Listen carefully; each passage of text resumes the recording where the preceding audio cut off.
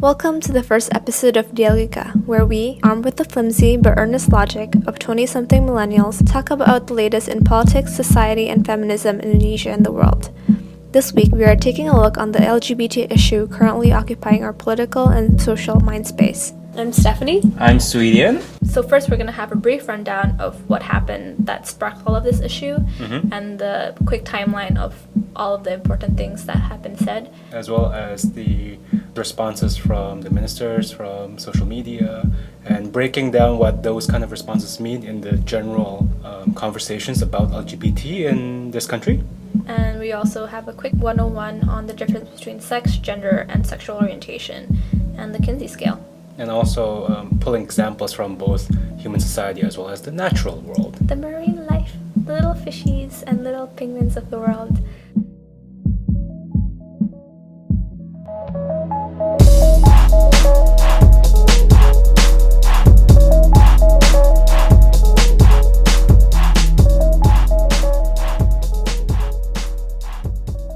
Just to give a brief rundown of the chronology of what happened, people have pointed to Muhammad Nasir, the Minister of Technology, Research and Higher Education statement as the thing that started the ball rolling. So on January 24th, he said that a support group for LGBT in University of Indonesia should be disbanded, and that any kind of discussion on these kind of groups that is scientific needs to get off campus. Because the campus is a moral safeguard for the nation, and having this kind of support group is inherently immoral. So he received a lot of backlash and retracted from that, but it really got the ball rolling, leading to people like ex-minister Tifatul Sembiring to say that people who are homosexuals need to be killed.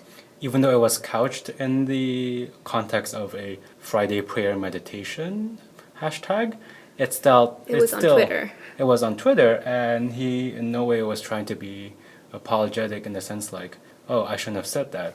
The conversation devolved in such a way with threats of violence and fear-mongering, such that the Minister of Politics and Legal Security, Menko Polhukam Luhut Panjaitan, came out and said that the LGBT community was first and foremost Indonesian citizens that need to be protected. And has rights. So I think overall the conversation has also took on a very surreal edge and led to comments by people like Arif Wismansyah to say that there may be a link between instant noodles or lack of milk to homosexuality. These claims that are in no way substantiated by any science. And it's the kind of things that I think we need to discuss in this week's episode of Dialogika.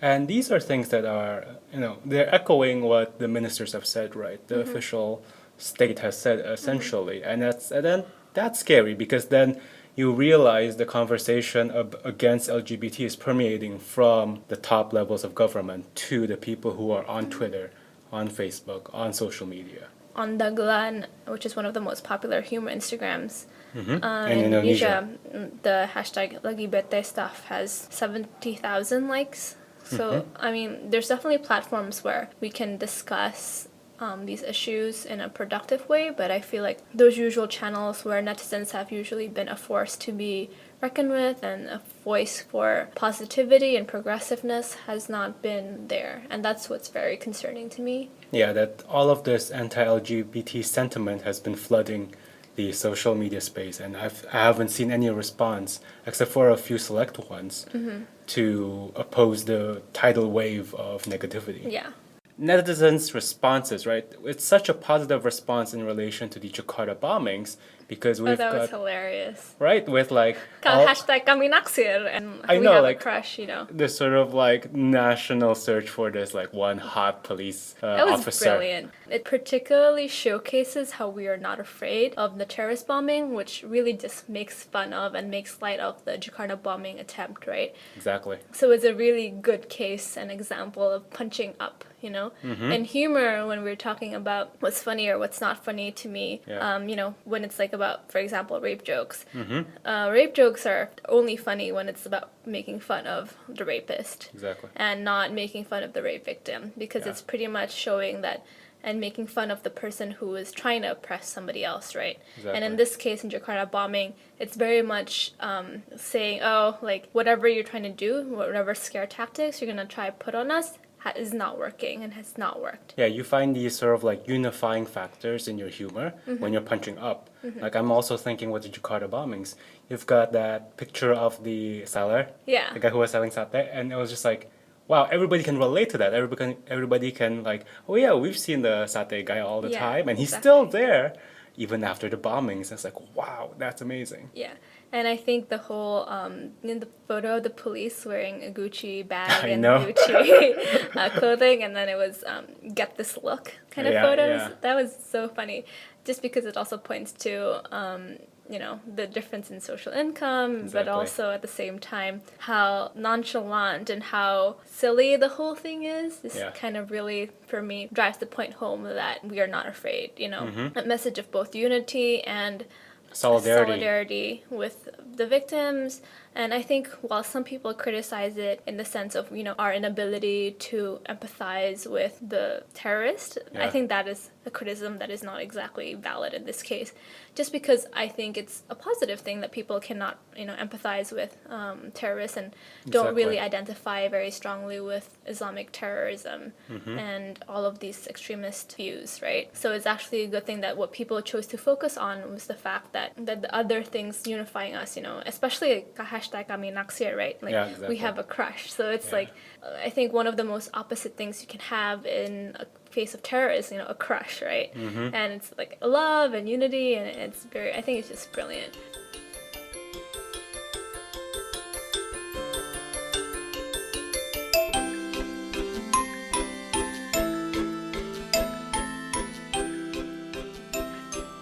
So people are familiar with this. We're going to have a quick rundown, which is okay, let's start with biological sex. So biological sex is the physical biological parts that you are born with, The reproductive organs their you're born with. reproductive organs. So males have Their penises and testicles. and females have their vaginas and boobs. Yeah. Yeah. So typically this has been XX chromosome for women and an XY for male.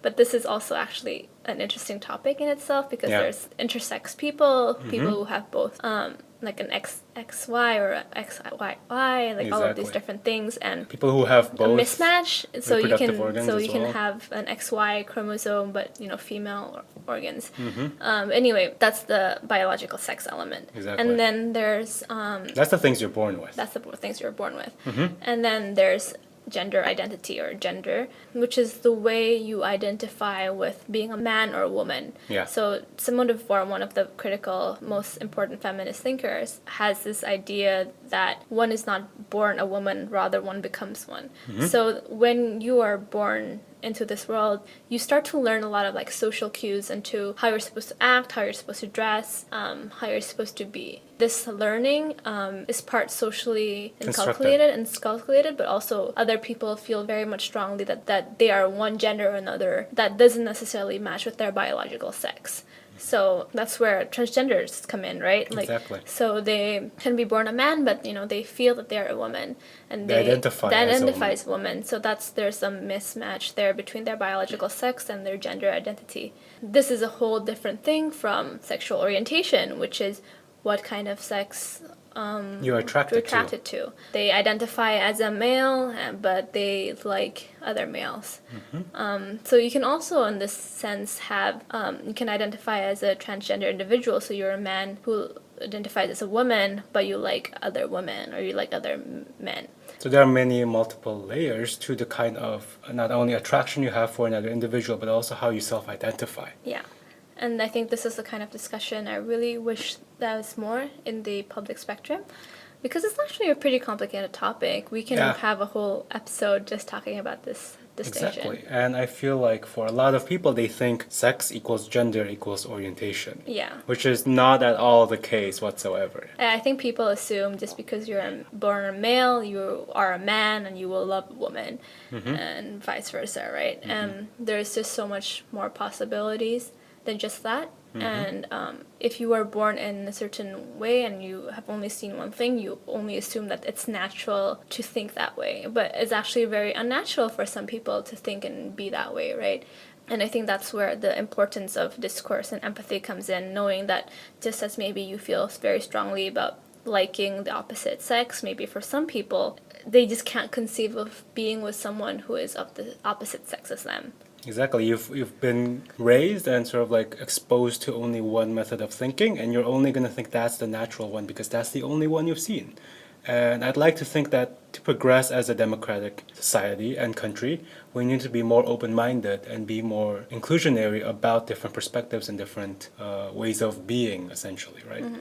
And that's the kind of discourse that a lot of people in the hardline extremist camp, they don't want to have this kind of discourse because they only believe in one view. Yeah, the presumption of naturalness is, I think, one of the biggest stumbling blocks, right? For progress, in my opinion, yeah. When you're talking about what is natural, they're like, oh yeah, it's, as you can see in nature, animals like the opposite sex, and that is not true. There are definitely gay penguins and other gay animals, but gay penguins in particular are quite a hot topic in the web. Exactly, and they're really cute.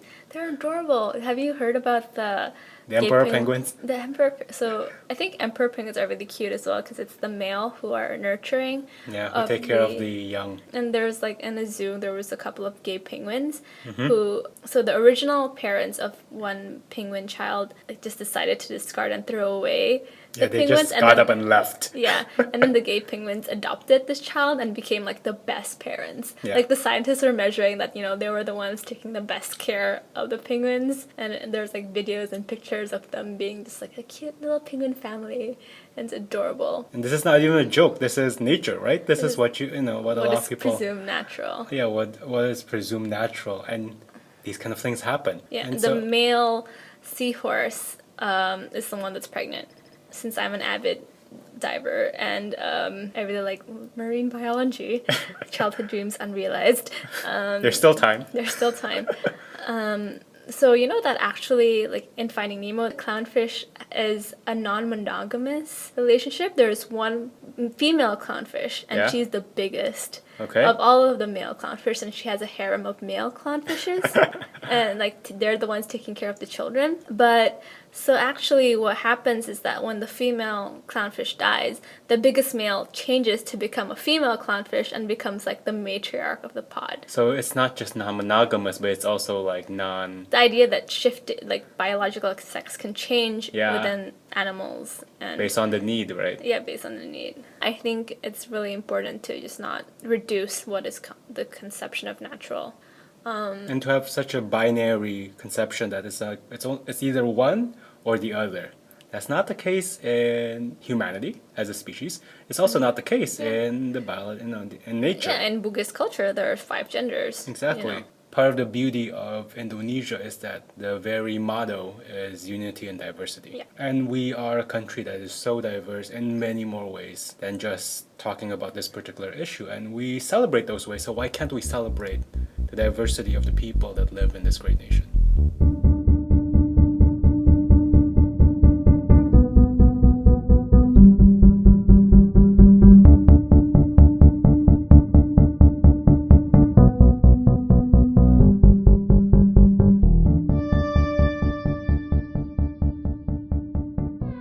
What's scary is that this is not a vague topic. It's something that has a real impact to people we know and people who we care about. And we ourselves are not necessarily in that community. We both are cisgendered people. Straight cisgendered people. Cisgender means that we identify our sex and gender identity in the same way that we are assigned to at birth. So, I'm born a male and I identify as a male. And I'm a woman. I was born a female and identify as a woman. Although I often really don't feel very strongly linked to my gender, Definitely, I definitely don't. And, that's another thing, right? Like when you don't fall into the perfect conception of what your gender is supposed to be, Gender fluid. Then everybody starts like, oh, wow. Then they're scared of you when in fact you're just like, there's not one way of being a man.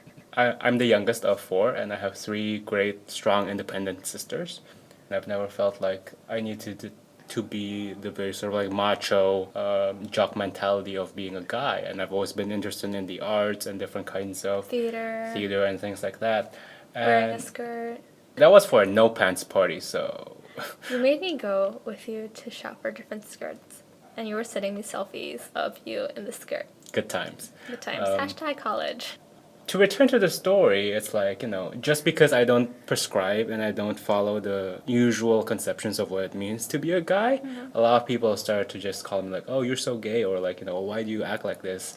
And because you have a lot of female friends who you don't see as sexual objects. Then they even think more like, oh yeah, the only way you can be friends with women is because you are not interested in sleeping with them and you're gay. Oh gosh. And I was like, wow, that is a very regressive and sad view on life, but Women are primarily human beings. I know, right? I'd like to think that. You hear these kind of statements like, oh, that's so gay, you're so gay, and I've never felt particularly insulted by it Yeah. growing up, but as I went to college, I have to apologize. I have made some of these jokes to you. But I've always also kind of like said, okay, let's not put our heteronormative norms on you when I became more woke. yeah. So thanks for that late apology, Stephanie. It's the first time I've apologized. Well, True story. high school is also like, oh man. Oh gosh. Yeah, I was also actually called a lesbian. Just because she was a strong, independent woman. Don't need no man. Exactly. Except I do like men. Yes, you do. But yeah, it's like when I went to college, I think when both of us went to college and we were exposed to people who identify as LGBT, then you realize like the kind of insult that's been thrown at Yeah. you is actually really demeaning and really bad for people who identify, because then you become a punchline. There's also this thing that's been around since I think the 1940s, 1950s, called the Kinsey scale, created by Alfred Kinsey. And it talks about how your sexual orientation lives in a spectrum. And with this particular one, he created the Kinsey scale, which is from 0 to 6, and with 6 being homosexual, and 0 being heterosexual. And heterosexual in this case means that you're born with your biological sex and you are attracted to the opposite sex. While homosexual in this case means you're born with your biological sex and you're attracted to the same sex, the same biological sex. And he classified people as living on that spectrum, from 0 to 6. Whether you're 1 or a 5, you lean towards the extremes, but rarely are ever anyone living on the 6 or living on the 0, Right, so I think when people talk about gay conversion therapy, as if there's a binary, like people can be gay and then be made un-gay. And that's just completely unscientific and untrue. I think one of the biggest disappointments for me from this whole, when the Indonesian Psychiatrist Association came out and said LGBT is a mental illness, and as if that people needed a treatment, needed a cure. Needed a cure, as if it's a disease that can be fixed with pills or something. Or with like talk therapy.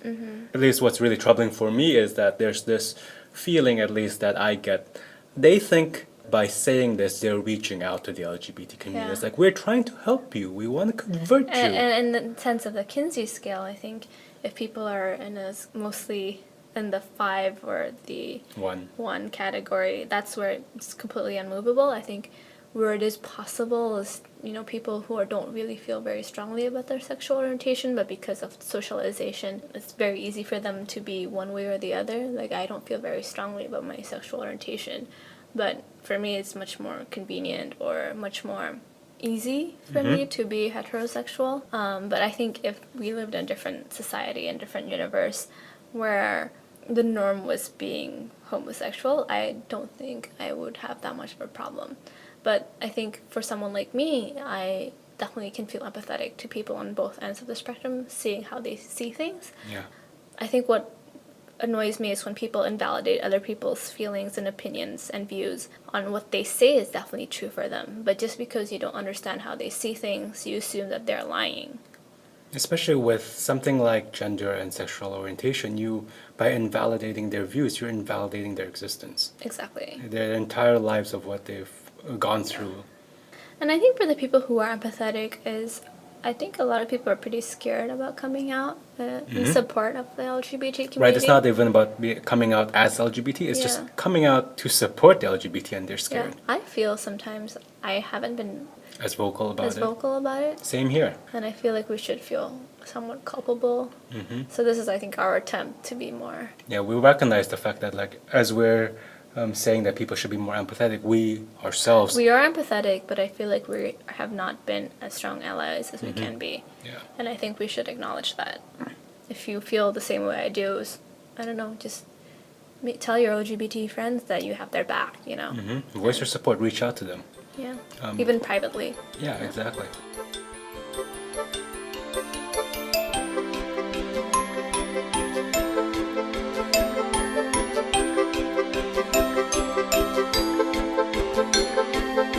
But yeah, so I think that's our first episode of Dialogika.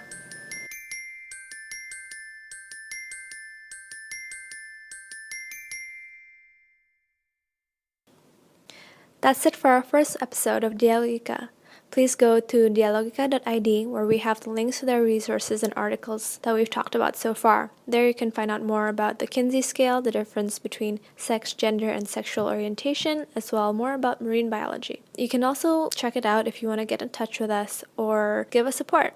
Also, big thanks to Sweetie and Lee for editing and producing this episode. We also use music from Montmartre, Ryan Little, and Broke for Free. We will have the full details of the songs